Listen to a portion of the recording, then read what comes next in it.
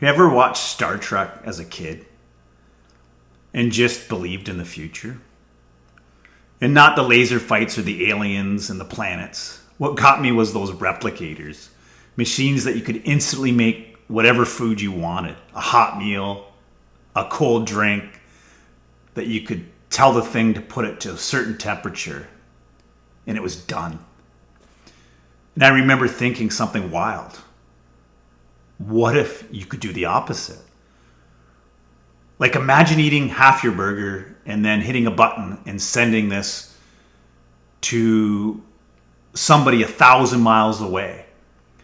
And it beams to someone who actually needs it.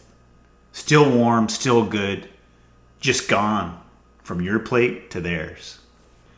I believed in that. I remember I didn't know how it worked, but it made sense to me. Why waste when we could just share? So I fast forward to now, and I look at, we live in a world where I can live stream a cat in Tokyo in 4K. I can order a drone to drop me my toothpaste in 15 minutes.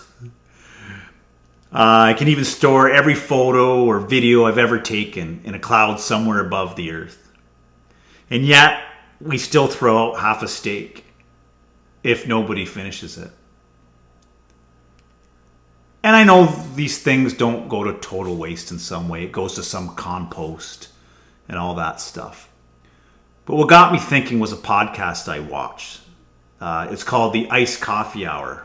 And the host is Graham and his partner. And they were podcasting with a guy named Bill. And he's a poker player. He's a finance guy. He actually wrote Die With Zero. So he's a pretty sharp guy. So Graham's in the end of the podcast telling a story about going to a restaurant with friends. 4 of them order big meals, steaks, burgers, fries. And by the end, each one doesn't finish about 25% of their food. And they're telling the guy, oh, just throw it in the garbage. You know, not obviously because it was bad. They were just full. But Graham would say, hey, I'll take it home. And he would pack up all the food and all these guys' leftovers and say he's taking it home. And his friends would laugh. They would tease him, you know, for being cheap. And, you know, he's explaining this with sincerity. Like, look, if you guys aren't going to take it home, it's just going to be thrown into the garbage. So it's not that big of a deal, right? You know, he's being real, and I felt that. But Bill that they're interviewing, you know, he's kind of watching this like he's in a different movie. And every time Graham kind of circles back and they talk about that story, Bill just keeps circling it. And yeah, but you could have made more money by doing this instead. And he's talking about something else, how to maximize their productivity and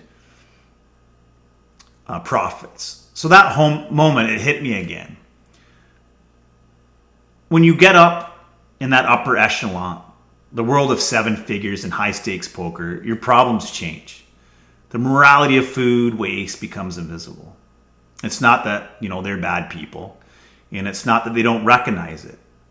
They just can't feel the same weight of it anymore. So Graham's talking about rescuing a meal. Bill's talking about optimizing income. And the rest of the room is kind of just doesn't know what's going on, kind of shrugging like, yeah, whatever, right?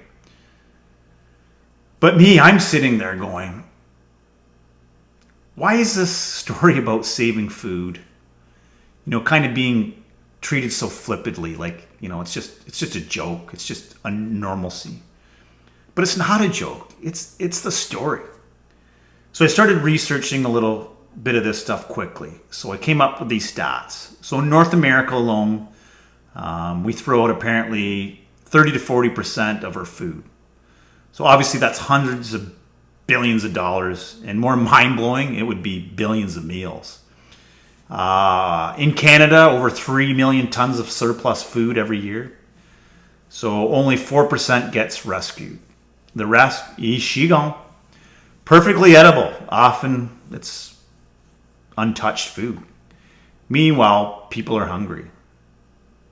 We have programs for kids that are going to school without breakfast. Shelters obviously are stretched thin. And it's not because we don't have enough. We live in a world of abundance. It's because our systems weren't built to share. Now, there are people trying. I found Feeding America in the US, they're recovering a surplus from farms and retailers. Second Harvest in Canada, they deliver over 40,000 meals a day, and they're doing amazing work. But again, that's just a fraction of what's available. There's an app called Too Good to Go that sell leftover food from restaurants at a discount. And that obviously helps reduce that waste. But usually that's still for mostly people that can afford, a phone, a few bucks. And it's not truly going to help the food insecure. Food Rescue US, the FarmLink Project, the Food Recovery Network, they're all out there doing good work as well. So they're making dents in being good with helping with putting a dent in this. But it's not a system. It's just patchwork, a Band-Aid. And, they're good intentions fighting a mountain of interference and a lot of red legal tape. So why doesn't every major restaurant chain donate their surplus? Well, it's because of fears, liabilities, because it's easier to dump the food than to build the logistics to give it away, obviously. Because even though laws like the Good Samaritan Food Donation Act exist, companies still see more risk than reward. And understandably so. And that's the part that I understand, but it also gets me too. We built a world where it's easier to waste with confidence than to share with caution. So that's interesting. It's not about money. It's not about this gram being cheap. It's about dignity, logic, and justice. You want to know what's really futuristic? It's not beaming a burger to some far off land. It's choosing to share something you didn't need with someone who really does. Maybe we don't have the replicators yet, but we've got apps. We've got transportation. There's plenty of volunteers. And it's more than just me that has vision. We've got people with vision and passion that can make these things happen. We could build a network of rescue kitchens, a food cloud, maybe a digital heartbeat for leftovers and surplus. So imagine sitting there, getting an alert. Table 4 has 2 untouched meals. Johnny gets on his bike, comes, picks it up, wraps it, drops it off at the shelter 5 blocks away. Imagine normalized signs that say, we donate all food. Ask us how. But it starts with how we think. And if people like Graham, who despite the teasing, still take the food home, because here's the truth. I don't care if you make $100 a week or $100K a week. If we're throwing away good food while others are starving, we're not winning. We're just playing the wrong game. That kid version of me thought the future would solve this. 100%. And I know as kids, everybody calls us naive, but we haven't been corrupted by the world yet and usually have the best ideas. So that's why the adult version of me knows better. The future doesn't arrive. We all have to, I guess, manifest it. And then we can start to build it. And maybe it starts with wrapping up that one burger. Maybe it starts with saying no to waste, even when people laugh at you. Maybe it starts with remembering that the point of progress isn't comfort, it's connection. I can't beam a burger across the world. I wish I could. That would be cool, man. But I can speak it out loud. And so can you. So, what do you think?